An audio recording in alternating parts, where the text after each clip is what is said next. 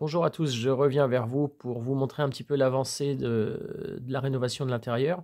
J'ai déplacé l'auto et je l'ai placée sur le pont élévateur pour bientôt la lever et puis m'occuper de la partie électrique, donc le déplacement de la batterie. Aujourd'hui, je vais vous montrer un petit peu l'avancée du nettoyage de l'intérieur. J'ai pu faire une partie, presque la moitié. Donc ça, c'est la partie non nettoyée. Et là, on voit la partie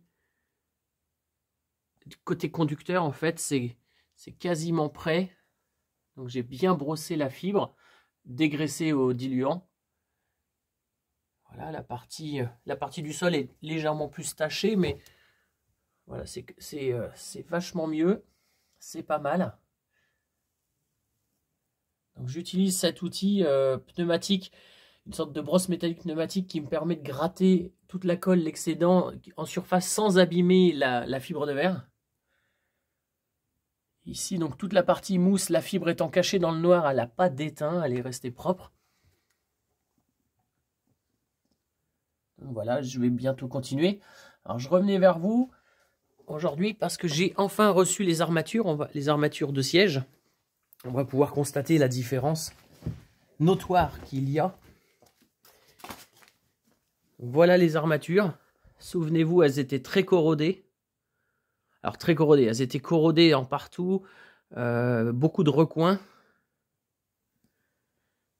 Donc là, mon collègue Tanguy qui a monté sa boîte de sablage, alors c'est de l'aérogommage, c'est plus fin que le sablage, la pression est moindre. Les matériaux abrasifs sont beaucoup moins puissants, ce qui fait que même sur des tôles fines, il n'y a pas de, ça n'abîme pas. Donc, voilà, on voit que c'est quand même bien, bien nettoyé. Demain, ils vont être traités anti-rouille et puis je vais les laisser sécher calmement avant de les repeindre. Alors, en fait, Tanguy, c'est un collègue, il a ouvert son entreprise, ça s'appelle HPR Aérogommage. C'est situé en Sud-Finistère. Il a un atelier, mais il se déplace également. Il se déplace, il a le matériel pour faire à domicile. Il fait des bateaux, des coques de bateaux, des meubles en bois, etc. Donc, je mettrai ses coordonnées dans la description. Donc là, on voit bien le... Alors, la partie noire isolant va rester, nettoyée, mais va rester. Ça n'a pas été trop difficile. Ça s'est relativement bien nettoyé.